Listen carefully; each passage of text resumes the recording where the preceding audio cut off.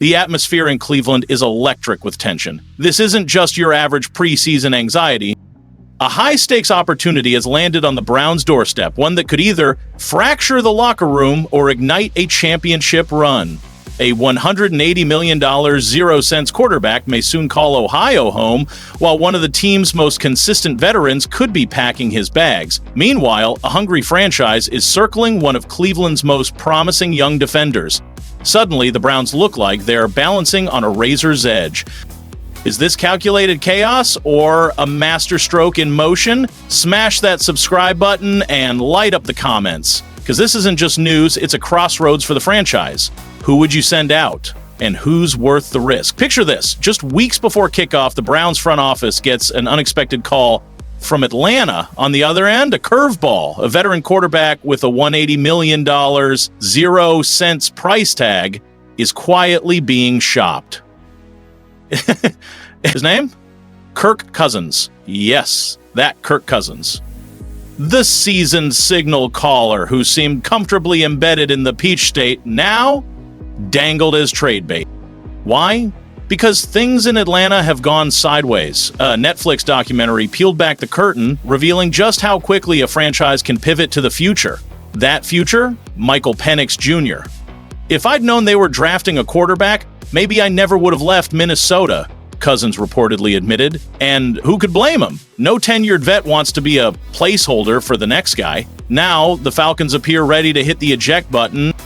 Enter the Cleveland Browns. The roster is loaded. The defense, ferocious, but the most critical position on the field remains uncertain. Joe Flacco brings poise, but not fireworks. Kenny Pickett remains wildly inconsistent. Rookies, Dylan Gabriel and Shedra Sanders flash talent, but neither are ready to carry a playoff push.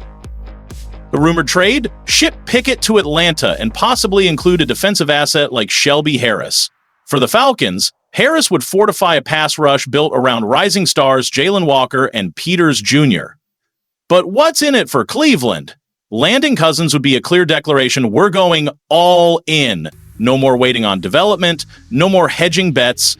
This may not be Mahomes, but he's rock solid, efficient, experienced, and well-suited for Kevin Stefanski's system, built on play action, quick reads, and a punishing run game. In that scheme, he could thrive. But the cost isn't just financial, it's philosophical. Moving Pickett this early screams, we don't believe in you. And maybe that message is already reverberating through Berea. The front office knows the stakes. Win now or waste another golden window. But wait, the quarterback drama is only half the story. Behind the scenes, a second blockbuster move is brewing. This one's quieter, but just as seismic. And it involves Greg Newsome. The former first-round cornerback could be headed to Miami as a potential successor to Jalen Ramsey, whose relationship with head coach Mike McDaniel has reportedly imploded into a full-blown Cold War. Sources say this isn't about contracts, it's about trust, and the lack thereof. The Dolphins can't keep both men. Ramsey's likely out, and their eyes are locked on Newsome. From Miami's vantage point, it's a perfect fit. Young, aggressive, press man specialist. But in Cleveland, Newsome finds himself caught in a positional logjam, wedged between Martin Emerson Jr.'s breakout and Denzel Ward's quiet dominance. Plus, Newsome is entering the final year of his rookie contract. If the Browns don't extend him, they risk losing him for nothing next offseason. Classic front office calculus: trade now for value, or gamble and possibly lose it all. But flipping a talent like Newsome? That's playing with fire. He's got speed, instincts, and swagger. Ship him to an AFC rival, and it could haunt the dog pound for a decade, especially if the return is a rotational piece or mid-round draft pick. Let's not ignore the emotional fallout. Newsome is respected in the locker room. Trading him sends a dangerous message. No one is safe, not even your foundational players. Is it all just smoke? Maybe. But when credible insiders like Corey Woodruff start floating scenarios, it's rarely by accident. And when Miami's calling, it's usually from a place of desperation. So here's the million-dollar question. Are the Browns orchestrating a brilliant master plan or setting themselves up for disaster? If these trades go down, the team that exits training camp won't resemble the one that entered, a veteran quarterback under center.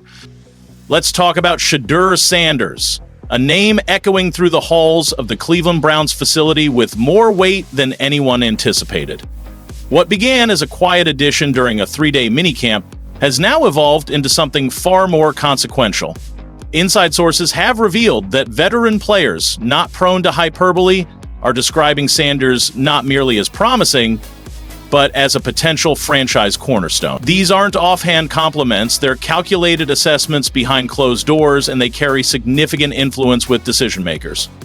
One senior assistant reportedly called Sanders Sunday ready after a single walkthrough, an astonishing remark for any rookie, let alone a late-round pick. In Berea, Sanders is no longer seen as a developmental afterthought. He's now being discussed as a viable long-term solution under center. And that buzz? It's not coming from PR hype or media conjecture. It's emanating from battle-tested teammates who have played in January and understand what real talent looks like. This is not the typical feel-good camp narrative about a rookie getting extra reps. This is something deeper, more deliberate. Veteran players have started to adjust their routes to Sanders' timing. Coaches are pausing film to highlight his progressions and ball placement. Linebackers and defensive backs, who've seen a revolving door of quarterbacks, are quietly reassessing the depth chart. And here's the real tell. They're nodding, not in skepticism, but in approval. Jeter isn't commanding attention because of his surname. He's earning it with nuanced pocket movement, next-level processing, and unshakable poise. His command of the offense is measured, methodical, and undeniably mature. In the huddle, he speaks with precision. In drills, he delivers with intent. And while other young quarterbacks might flinch under scrutiny, Sanders radiates the calm of a veteran. The strategic upside for Cleveland is massive. With Deshaun Watson occupying a significant chunk of the salary cap and offering inconsistent returns, the Browns have quietly assembled a quarterback room of cost-sweeping options. Sanders, on a 4-year rookie deal, represents the ideal balance between upside and fiscal prudence. He's not just a developmental experiment, he's a calculated investment. Outside the building, the chatter still revolves around Joe Flacco's age or Kenny Pickett's inconsistency. Inside, they're studying Sanders' mechanics, noting how his footwork has tightened, how his reads have accelerated, and how his throws arrive with authority. There's a collective awareness growing. This might be the quarterback Cleveland's been searching for. The veterans are taking notice, and when veterans speak with conviction during a quarterback competition, coaches listen, especially in a franchise that has started 9 quarterbacks over 2 seasons, an indictment of instability more than depth. What they see in Sanders is composure. What they feel is potential.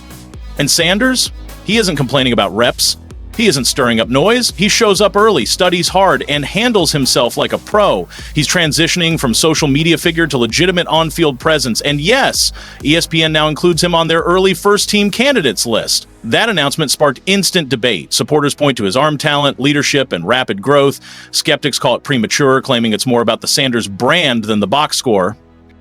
But regardless of opinion, one thing is clear: the football world is watching closely. Sanders' rise has overtaken other storylines: conference realignment, NIL controversy, transfer portal drama. The focus has shifted squarely onto him. Is he a marketing phenomenon or the real deal? Only time and reps will tell. But in Cleveland, they're already planning reps with the first team for late July. And if he replicates the same success against starters that he's had against the backups, the conversation around QB1 in Cleveland is going to change fast. So while the media spins narratives and fans argue over highlight reels, the Browns are doing something smarter. They're watching, quietly, strategically, and perhaps, just perhaps, they've stumbled into the kind of quarterback stability this franchise hasn't had in decades.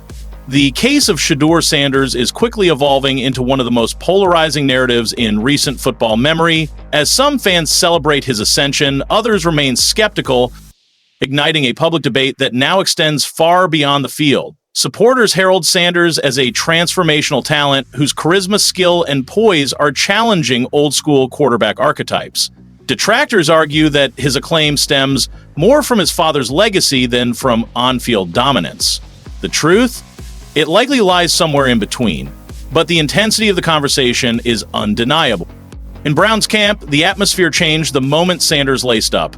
He didn't just participate, he captivated. His pocket presence disrupted veteran defenses, his timing exposed coverage gaps, and his cadence manipulated even experienced linebackers. From the first snap, it was evident this rookie wasn't just another camp body. He operated with an efficiency and confidence that rendered Cleveland's disguises obsolete. Coaches and analysts alike noted how quickly Sanders adapted. He processed full-field reads with veteran composure, adjusted protections pre-snap, and threw with consistent ball placement. Against zone, he feathered passes between closing defenders. Against pressure, he climbed the pocket, reset, and delivered strikes. When the Browns' defense rolled into complex coverage shells, Sanders unraveled them with his eyes, his feet, and his release. Veterans, notoriously slow to praise, began studying his mechanics. Wide receivers synced their routes to his rhythm. Defenders whispered that the depth chart might be tighter than advertised. By week's end, the locker room dynamic had shifted. Respect was no longer withheld, it was earned. The Browns' coaching staff, sensing the tide, reportedly increased his reps, not out of obligation, but out of intrigue.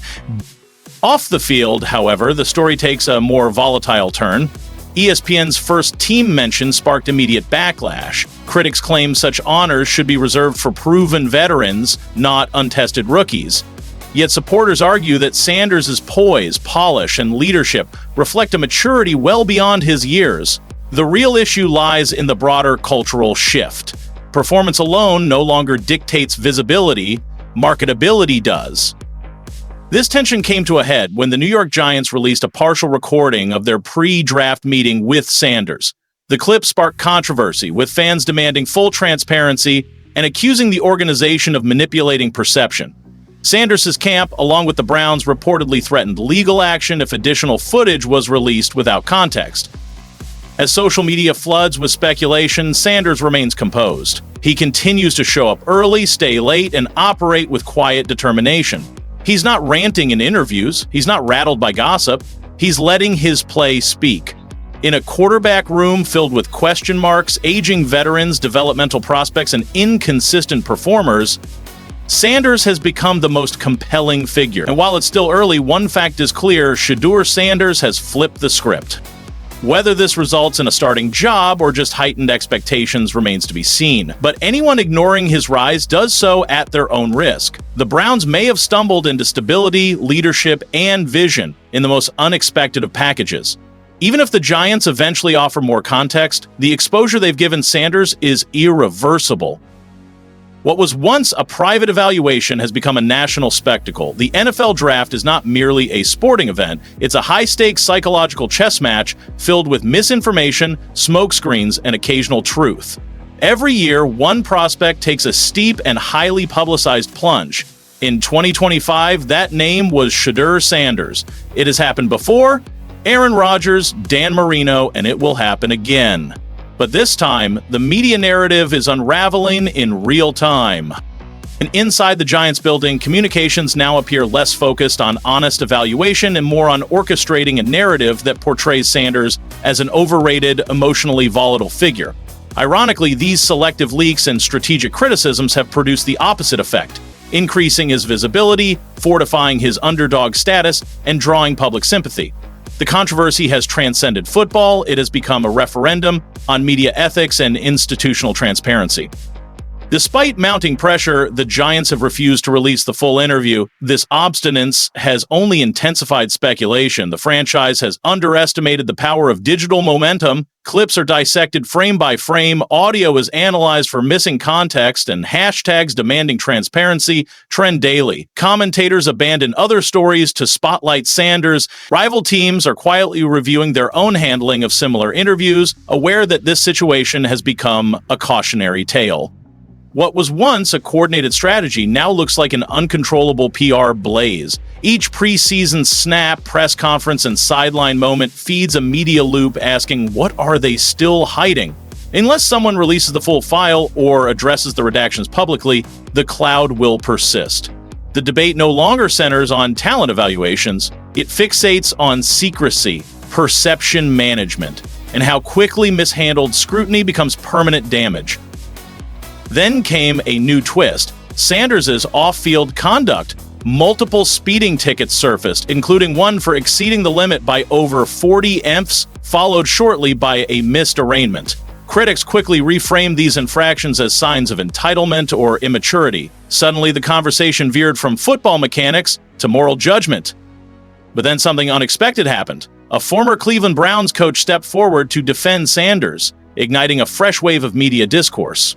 Supporters praised the loyalty, while skeptics questioned the motive, especially coming from a franchise known more for instability than insight.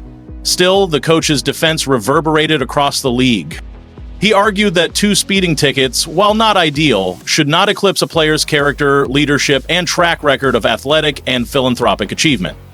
Critics responded by dragging the debate further into sensationalism, demanding disciplinary action, questioning Deion Sanders' parenting, and discrediting the coach himself.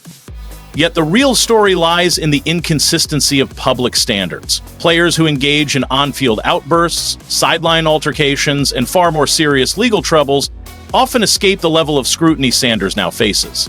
Media outlets ran segments under titles like Red Flags and Road Rage, amplifying the incident into a career-defining narrative. Meanwhile, Sanders remained composed, his performance unmarred by the media noise. The former Browns coach's defense, though possibly self-serving, presented a compelling counter-narrative that these moments are part of a young man's maturation, not moral collapse. He framed the speeding tickets not as disqualifying flaws, but as opportunities for growth, especially for a young player now navigating life outside his father's direct guidance. Shedeur Sanders is igniting the practice field on a daily basis. Yet somehow, there's still no curiosity about what he could unleash with the first-team offense that defies all logic. And to make it even more baffling, teammates are going on podcasts and talking to reporters, flat out saying this guy is the real deal. When your peers, veteran professionals, are vouching for you, how is it the coaching staff remains blind to the obvious? It always starts in the locker room. Whispers, glances. Did you see that throw? Did you see him command that huddle? Eventually, it builds into undeniable momentum. That's how players earn their shot. And right now, Sanders isn't just earning it, he's demanding it. The Cleveland Browns are spiraling into full-blown panic after Shedeur Sanders casually stepped into first-team reps and made the rest of the quarterback room look like extras in a high school drama class. Coaches are visibly tense. Fans are melting down, and according to whispers inside the building, a clipboard may or may not have been launched across the room in sheer disbelief. Is Shedeur rewriting the depth chart like he's starring in Grand Theft Gridiron? Strap in, this storyline is juicier than a scripted season of Hard Knocks Cleveland chaos. A recent report revealed that Sanders has, in fact, taken 11-on-11 reps, just not during the media access portions. On Wednesday, he got his turn in front of the cameras. Why does this matter? Because there's been a prevailing narrative that he's not being given a fair shake, and when you start to connect the dots, that narrative holds weight. So what happened? Sanders strolls into Browns practice, takes a few innocent-looking snaps with the starters, and suddenly the entire quarterback room looks like they've been hit with a subpoena. One moment of brilliance and the vibe shifts. Coaches whisper. Interns exchange side eyes. Even the janitor paused mid-sweep like, wait, is this kid about to take over? And here's the kicker. This happens every year. 1 or 2 teams rise from the ashes. No one gives them a shot, and then they catch fire. Why can't that be Cleveland? They want to run the football, play elite defense, limit turnovers, and capitalize when the moment strikes. That's the formula. But let's be honest, this quarterback room wasn't overflowing with elite options. Watson's still chasing the ghost of what he once was, while burning through cash like he's funding a SpaceX launch. Each Sunday feels like an episode of Will the Real Franchise QB Please Stand Up? Spoiler, he doesn't. Dorian Thompson-Robinson? Electrifying potential, but still rawer than sashimi. Meanwhile, the team snuck in a 5th-round quarterback pick claiming it wasn't planned, but hey, best player available, right? Enter Shedeur Sanders. Not a legacy kid riding daddy's fame, not a TikTok quarterback. A baller who threw for over 3,200 yards behind an offensive line made of wet cardboard and false hope. He had defenders in his lap before the snap and still delivered dimes like he had Amazon Prime in his veins. The criticism? Laughable. Overhyped? Flashy? Privileged? The tape says otherwise. Thank you, guys. See you next video.